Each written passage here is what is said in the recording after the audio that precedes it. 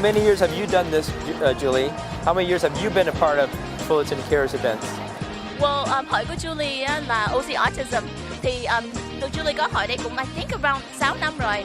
Với Larry với Julie là executive director của hội của mình. And trước nhất là hai tụi mình là bạn bè. So luôn luôn có cần giúp gì thì mấy tụi em giúp nhau thôi. Yeah. So anh Larry cần gì thì mấy tụi em tới ủng hộ.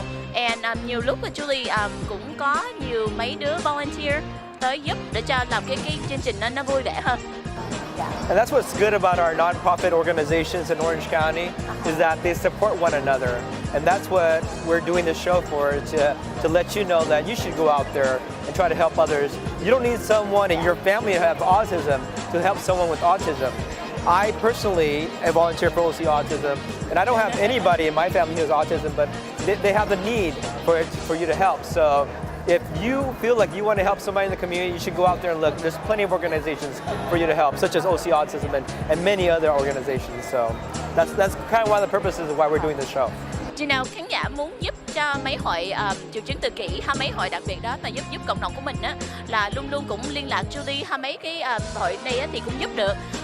Luôn hội của Julie là OC Autism, Fullerton Cares, Autism Speaks, vân vân, có nhiều hội lắm. Mấy tụi em là trước nhất là bạn bè thì luôn luôn hợp tác nhau chứ không phải là bao giờ cạnh tranh gì hết á.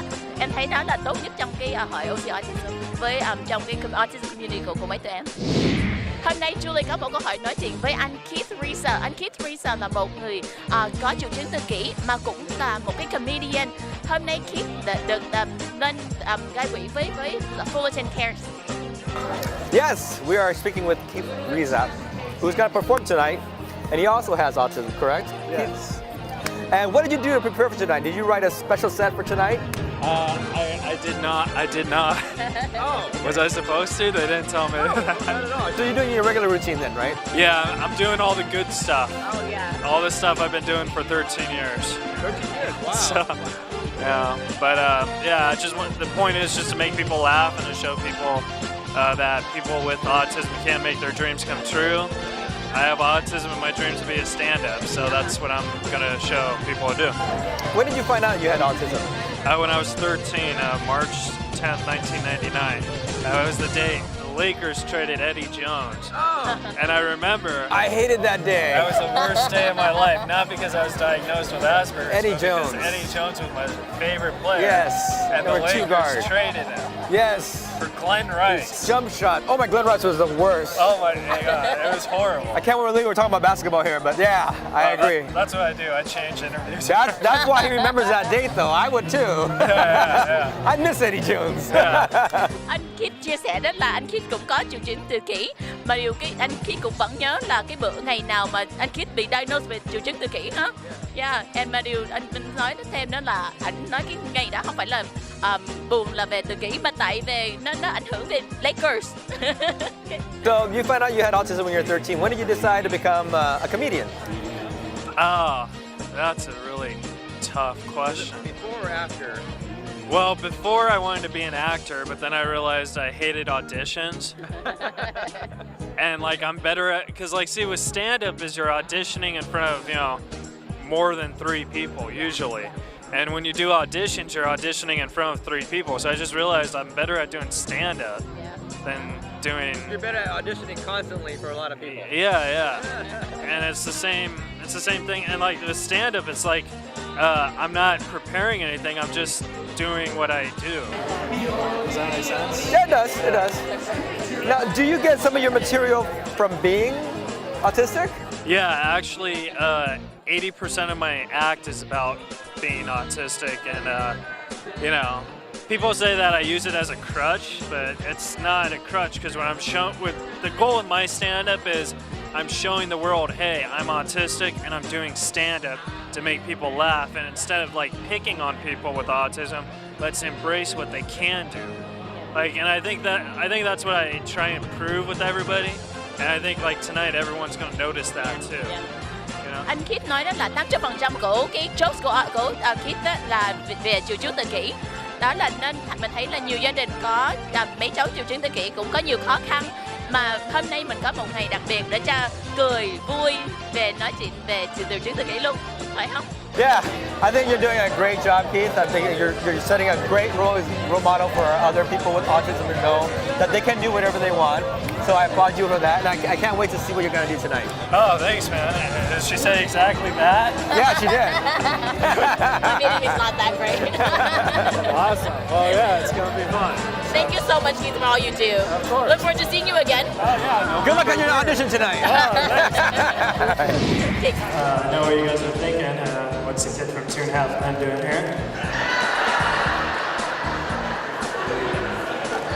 A little about myself. When I was 13, I went to the doctors and he said, Keith, because that's my name. He said, Keith, you're autistic. And I was like, sweet, I like to draw.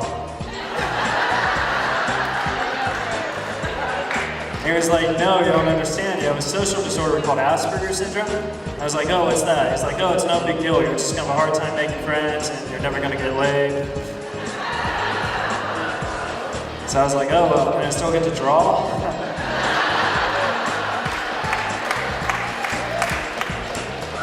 I really do have autism, and after every single show, people always ask me this. I did a show last night, and this girl came up to me and she's like, hey, are you really autistic? I was like, yeah. She's like, oh, you can hardly tell.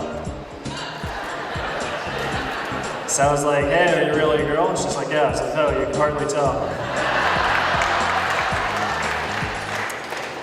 Guys are the worst, though. A guy came up to me a couple weeks ago. He's like, hey, you're not really autistic, bro. I was like, no, I am, bro. He's like, no, because if you were, you'd be wearing a helmet. And that offended me, you know? So he's like, where's your helmet? And I was like, oh, I left my helmet in your girlfriend's garage.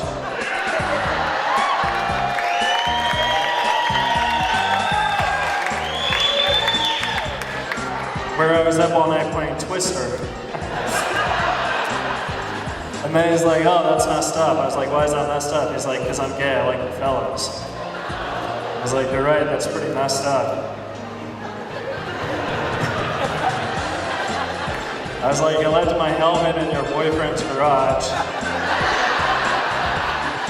Where I was up all night playing Twist Him.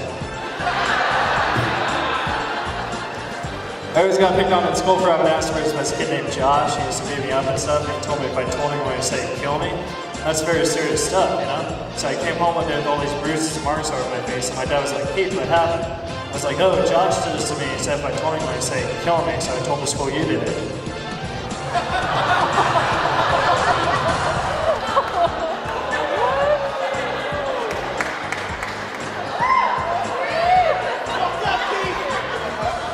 We got a 2-week vacation from my dad, you know?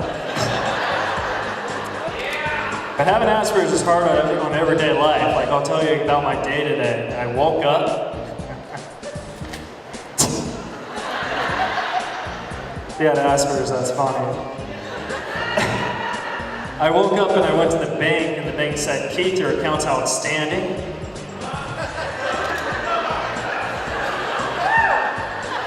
I was like, thanks, I think this is an outstanding bank. And then they're like, no, you don't understand, you overdrew your account and you owe us $75. And I was like, oh, I guess I'll write you a check. Having Asperger's hard on jobs, you know, and I've had a lot of jobs in my day. Like my very first job, I was a babysitter, and that job sucks because, you know, sitting on babies is uncomfortable. They always move, and you're like, oh, stay put. And then when the parents come home, you're like, oh, can I have cash? I'm having trouble with the bank. But I used to work at a grocery store, and that job sucks when you have a social disorder because you have to socialize with people. I'm not good at socializing, you know? So I was scanning this guy's groceries. I was like, hi, how are you? You know, socializing. And I was like, oh, I'm horrible. I just saw my wife cheat on me with my brother, and I just feel like letting go. I was like, oh, do you have a Ralph's card? I was like, I can't help you with your marriage problems, but if you had a Ralph's card, it'd save you 7 cents on that bottle of rat poison.